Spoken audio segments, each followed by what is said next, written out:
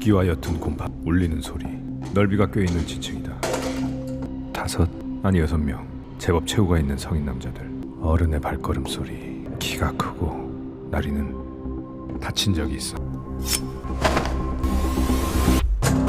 새끼가 동수야.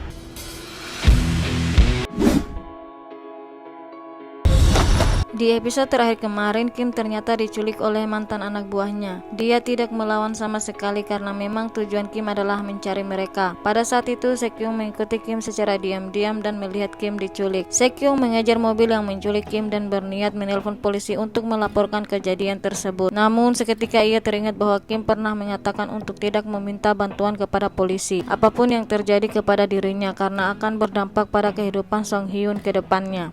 경찰들이 건드리면 송현이 인생이 확 바뀐다. 그게 절대로 송현한테 득일 리가 없거든. 친구들이 장난친 것 같아요. 죄송해요. Kim yang sedang berhadapan langsung dengan Dongsu tidak merasa takut dan langsung memperingati mereka untuk tidak main-main dengannya, apalagi mencoba menculik ibunya kembali. Namun tentu saja karena melihat yang berbicara di depannya adalah seorang anak SMA, Dongsu dan para anak buahnya pun jadi merasa diremehkan. Karena tidak terima diremehkan oleh anak SMA, mereka mencoba memberinya sedikit pelajaran kepada Yihun. Namun siapa sangka ternyata Kim mampu menumbangkan mereka satu persatu. Jongchul yang kaget melihat seorang bocil SMA ternyata jago berkelahi, bahkan mengalahkan para gangster. Jongchul pun turun tangan sendiri. Kim yang masih merasa kekuatannya seperti seorang bos gangster, ia pun mencoba melawan Jongchul. Namun ternyata karena tubuh kurus Yihun, ia pun tidak bisa mengalahkan Jongchul yang berbadan besar. 고딩이다.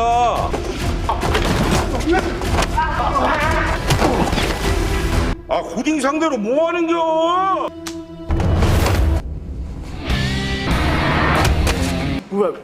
왜 안 넘어가냐? 살쪘냐? 왜 물어보는겨? 싸움은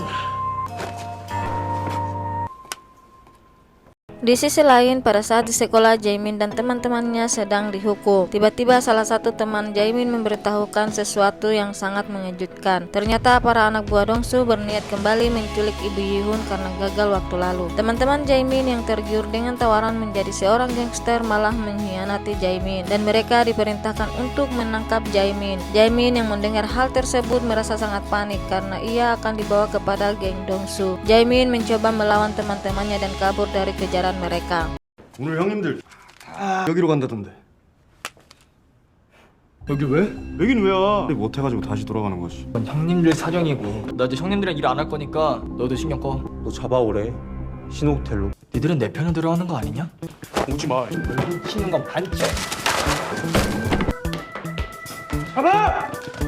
Setelah Jaemin berhasil kabur dari kejaran teman-temannya, ia tidak sengaja bertemu dengan Sekyung. Jaemin pun memberitahukan kepada Sekyung jika para gangster akan kembali ke rumah Yihun untuk menculik ibunya. Jaemin juga memberitahukan lokasi Yihun saat ini, kemungkinan dia ada di salah satu hotel yang sudah disewa oleh para gangster. Sekyung yang mendengar hal tersebut merasa sangat khawatir. Ia pun meminta Jaemin untuk ikut bersamanya dan menyelamatkan Yihun. Namun ternyata Jaemin menolak ajakan Sekyung karena Jaemin takut dan Jaemin malah terlihat seperti seorang pengecut karena ia tidak mau lagi berurusan dengan Yihun ataupun para gangster tersebut. Akhirnya Sekyung pun pergi seorang diri untuk menyelamatkan Yihun. Ketika Sekyung menuju lokasi Kim diculik, ayahnya terus menelpon dan tentu saja Sekyung mengabaikan telepon dari ayahnya karena ia diminta untuk segera pulang. Bahkan ayahnya terlihat sudah sangat marah ketika ia memantau keberadaan Sekyung dari GPS. Ia pun bergegas menyusul Sekyung.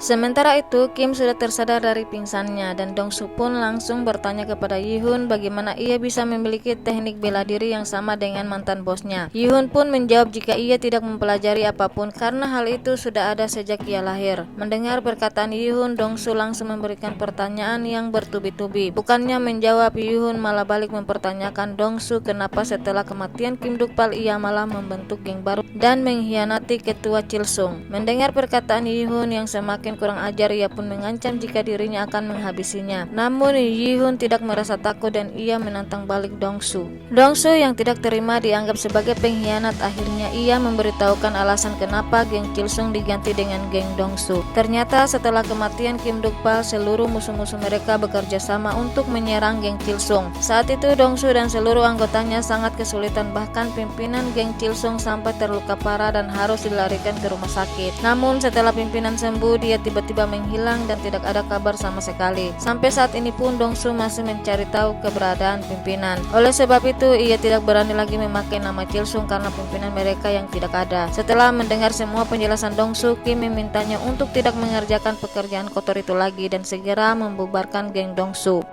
그럼 말해봐라. 칠성 형님은 어디 계신 거냐? 낀 거냐고. 안 돌아가셨고 특파령님 돌아가시고 로타리파, 상두파, 강수파가 손잡고 칠성파를 찍고 행님이 크게 다치셔서 병원에 계시다. 아쉽다. 행님이 안 계신데 감히 칠성파란 이름을 쓸 수가 없어가 됩니다.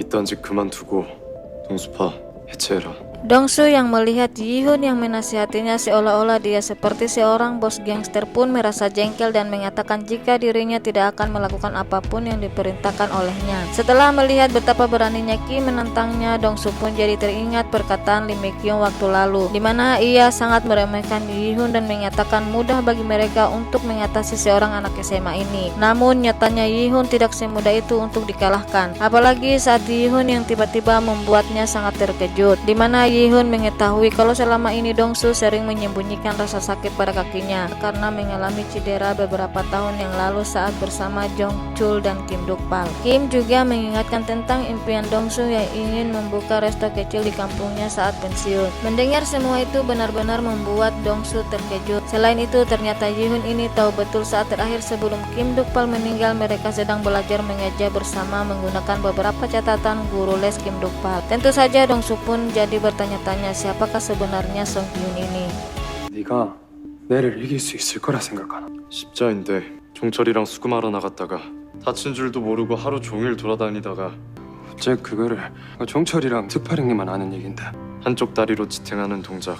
누군데? 이 약점을 아주 잘하는 사람. 나는 그 다리에 체중이 실리도록 움직일 거고 결정적인 순간에 네 무릎을 아작내버릴 거지. 걸을 수 없도록. 나도 이렇게까지 하고 싶지 않다. 그러니까 공수파 해체하고 이미경 하면 너도 고향 가서 있게 내가 지원해줄게. 나도 배 회장한테 그 정도 돈은 땡겨올 수 있다. 알겠냐? 네 도대체 누구?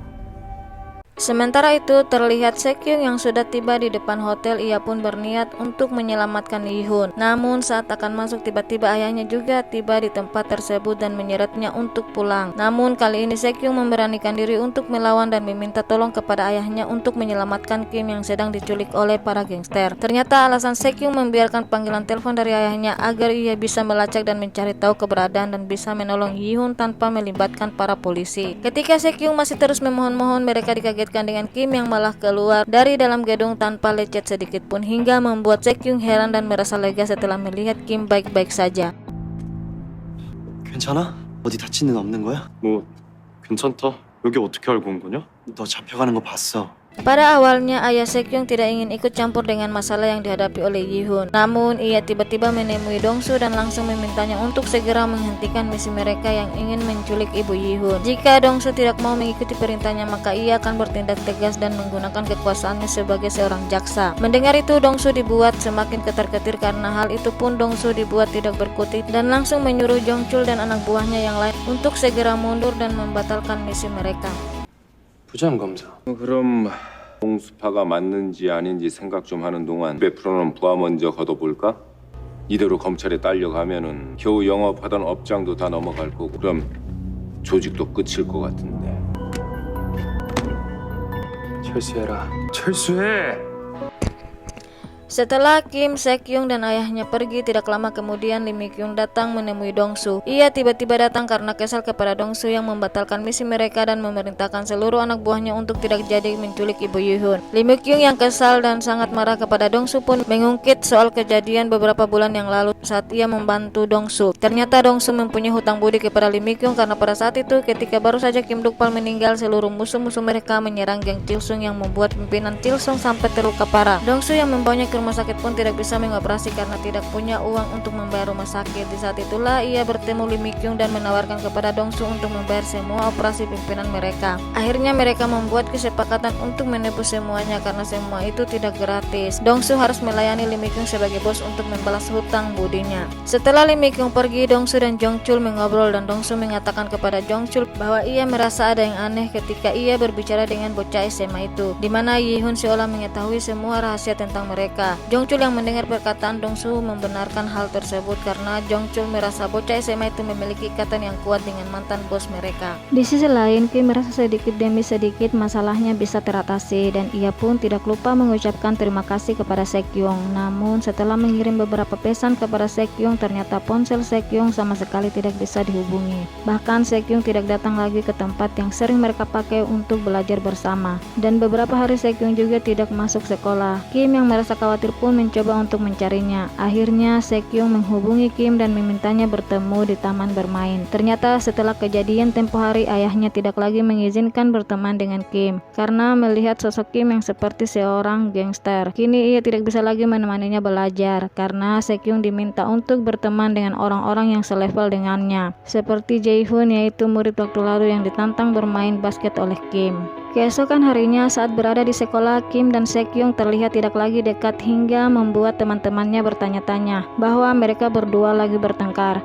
Kim yang mendengar pembicaraan teman-temannya memilih untuk mengabaikannya dan malah pergi mencari tahu keberadaan Jaemin. Kim yang datang menghampiri teman-teman Jaemin dan bertanya kenapa Jaemin tidak masuk sekolah. Mereka pun menjawab jika beberapa hari ini mereka tidak lagi bertemu dengan Jaemin dan tidak ada kabar sama sekali dari dia. Kim merasa ada sesuatu yang mereka sembunyikan dari teman-teman Jaemin dan membuat Kim khawatir kepadanya. Sekembalinya di kelas, Kim diajak untuk pergi ke taman untuk mengabadikan momen-momen mereka sebelum akhirnya mereka lulus sekolah. Keesokan harinya mereka pergi ke salah satu pantai untuk piknik dan Kim sudah menyiapkan beberapa hal. Namun barang yang dibawa adalah barang-barang yang sudah ketinggalan zaman. Saat teman-teman Kim mengajaknya bermain, ia malah kebingungan sendiri, tidak tahu permainan anak zaman modern. Namun pada saat mereka bermain tebak-tebakan seorang penyanyi, teman-temannya merasa heran karena Kim bisa menebak nama-nama dari penyanyi zaman dulu. Dan yang lebih membuat teman-temannya itu terkejut, saat momen foto bersama, Kim tidak tahu sama sekali caranya bergaya seperti anak-anak modern. Yang dia tahu cuman berfoto gaya seperti gangster. Setelah sesi fotonya selesai, Kim tidak sengaja mendengar kabar tentang keberadaan Jaemin dari salah satu temannya, di mana sudah beberapa minggu tidak masuk sekolah. Ternyata ia bersembunyi dan bekerja di salah satu toserba karena takut dengan teman-temannya yang akan membawanya kepada geng Dongsu. Setelah mendengar hal tersebut, Kim langsung menghubungi Jaemin, di mana ia tidak bisa membiarkan Jaemin bersembunyi dan selalu ketakutan. Kim pun akhirnya pergi melihat Jaemin dan memintanya untuk segera masuk sekolah apapun yang terjadi. Kim juga meyakinkan kepada Jaemin untuk tidak takut karena ia akan mengurus masalah mereka. Namun ketika Kim lagi menceramahi Jaemin, tiba-tiba Sekyung menelponnya. 점에서 알바 아니야? 안 하면 찾아가서 알바도 못하게 만들어. 무슨 사정이요? 이 새끼들 갖다 바치려고 계속 쫓아다녀. 집에도 못 가고 있다고. 가면 바로 끌려갈 텐데. 아, 몰라, 나 학교 그만둘 거니까. 근데 어디 학교를 그만둬? 내가 해결해 줄 테니까. 이거 무슨 수로? 다 방법이 있다. 나오면 어디 가서도 알바 못하는 수가 있어. 너 어디냐? 생각보다 높다. 이현이는 뛰어내렸을 때 아팠을까? 야!